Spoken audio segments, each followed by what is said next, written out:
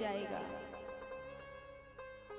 सुखदेव महाराज और राजा परीक्षित सुखताल क्षेत्र में बैठे हुए हैं। राजा परीक्षित ने कहा, प्रभु भगवान ने तो अनेकों को तारा है, क्या भगवान के नाम में भी तारने की सामर्थ्य है? राम एक तापस तिय तारी, नाम कोटि खल पार उतारी। एक राम ने तो थोड़े बहुत को तारा है, लेकिन उनके नाम ने क्या हजारों को तारा है? ग्रंथ कहते हैं, सत्य कहते हैं। सुखदेव महाराज कहते हैं, हाँ राजा परीक्षित, भगवान के नाम ने हजारों को तारा है। तारा है सारा जमाना, नाथ हमको भी तारा। किसको तारा है महाराज? सुखदेव जी एक प्रसंग सुनाते हैं। षष्ठम स्कंद में एक भागवत में प्रश्न आता है कि महाराज ऐसे पापी जीव को भी परमात्मा तार देते हैं। नाम है अजामिल। अजामिल एक पंडित है, लेकिन पंडित होते हुए इसके कर्म बिगड़ गए, दुष्टों के संग लग गया, गलत खान पान करने लगा, उसका संग बिगड़ चुका है।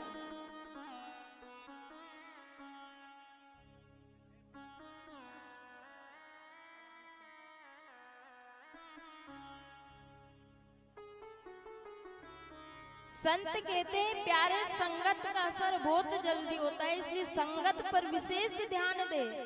आप किस संगत में बैठे हो, किसके पास बैठे हो?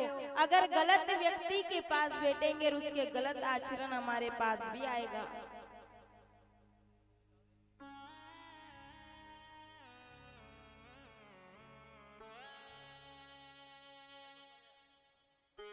संत कहते हैं प्यारे, जब भी मौका मिले आपको बैठने का, तो संतों के पास बैठिए, बूढ़े बुजुर्ग के पास बैठिए, ऐसे व्यक्ति के पास बैठिए जिसके पास बैठने से आपका चरित्र बन जाए।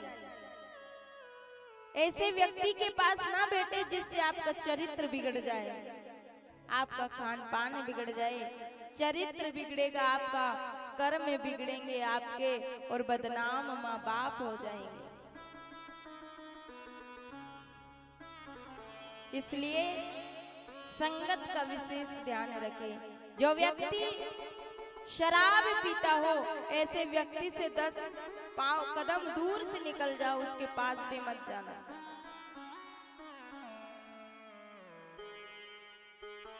जो व्यक्ति गलत काम करता है, ऐसे व्यक्ति को देखकर मुंह मोड़ लेना, लेकिन उसके आसपास भी मत भटकना, अन्यथा उसकी संगत आपको भी जकड़ लेगी। सत्य संग का असर बहुत धीरे होता है और बुरे संग का असर बहुत जल्दी हो जाता है। 5 मिनट किसी के साथ बैठ जाओ ना, तो चुगली करने लग जाते हैं हम भी। और सत्संग में बैठने के बाद भी अगर दिन भर बैठेंगे तो भी 5 बातें दिमाग में नहीं जाएगी। 5 शब्द सत्संग के हमारे अंदर नहीं उतरेंगे, लेकिन बुराई के 5 शब्द आपके अंदर इतनी जल्दी प्रवेश करेंगे। इसलिए संगति का विशेष ध्यान रखें। अजामिल बहुत ही बड़ा पंडित था, ज्ञानी था, ज्ञानवान था, संस्कारवान था, और नित्य प्रति अपने गुरु के चरण की सेवा करता रहता था।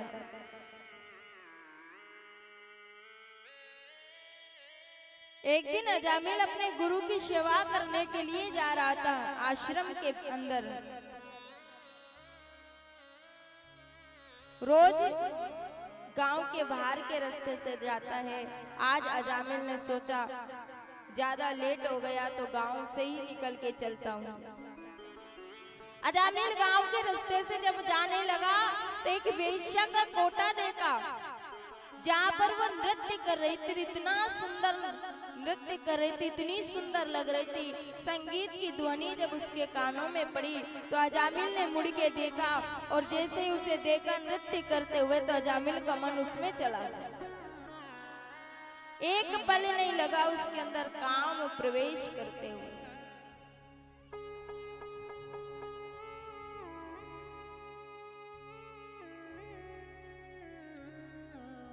अजामिल ने जाकर उससे कहा, देवी जी हम आपके साथ विवाह करना चाहते हैं। देवी जी ने कहा, देखिए महाराज, हम ठहरे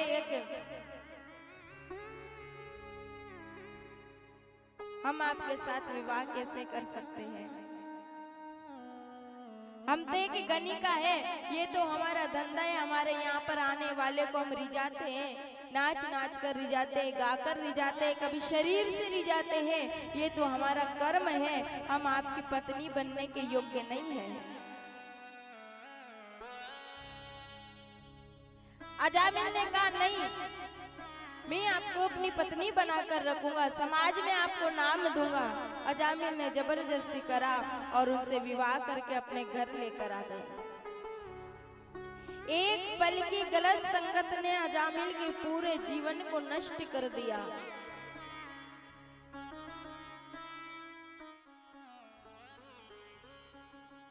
अजामिल लेकर आया अपनी पत्नी को और घर में खूब रखता है, लेकिन वो तो एक गणिका थी, उसको तो रोज नित्य नए आभूषण पहनने की आदत है, नित्य नए वस्त्र पहनने की आदत है, नित्य नया भोजन करने की आदत है। अब अजामिल की इतनी सामर्थ्यता नहीं है कि वो उसको नए नए वस्त्र रोज दे, नए नए आइटम रोज खिलाए। उसने कहा, महाराज मुझे चाहे कुछ भी करो, मुझे नए वस्त्र रोज पहनने हैं, रोज नए आभूषण ग्रहण करने हैं, रोज भोजन अच्छा मिलना चाहिए। अजामिल अब चोरियां करने लगा,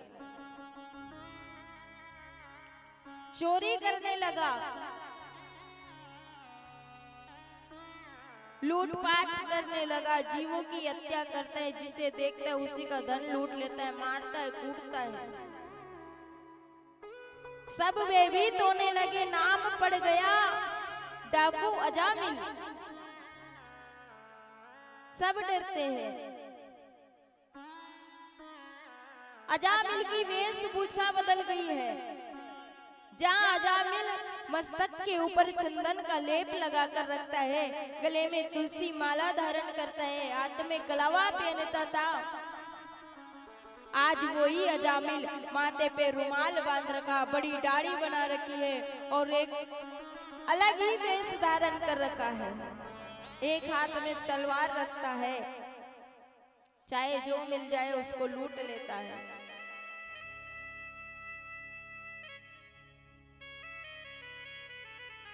एक दिन अजामिल के गांव में कोई संत आए, 10-12 संत थे। संत आए जैसे ही तो संतों ने कहा, भैया क्या कोई ऐसा भक्त है जो हम 10-12 संतों का भोजन करा सके, हमारी सेवा कर सके, आज की रात्रि विश्राम करा सके, ऐसा कोई गांव में भक्त है? तो गांव वालों ने कह दिया, महाराज इस गांव में सिर्फ एक ही भक्त है ऐसा। कौन है महाराज? नाम है उनका भक्त अजामिल। आपकी इतनी खातिरदारी करेंगे कि आप जन्म जन्म याद रखेंगे, इतना बड़ा भक्त है। अब उन्होंने मजाक करी, ये भक्त नहीं दुष्ट है, लेकिन भेज दिया।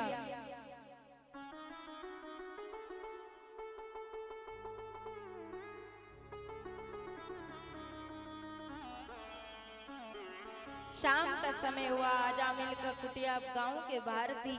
अजामिल के घर के बाहर संतों ने आवाज लगाई, भक्त अजामिल घर में हो? तो अजामिल तो घर में था नहीं, अजामिल की पत्नी घर में थी, बच्चे खेल रहे हैं। वो गणिका घर से बाहर आई, उसने संतों को देखा, देखते ही प्रणाम कर लिया, नेत्रों से जल बरसने लगा कि आज संत के दर्शन हो गए।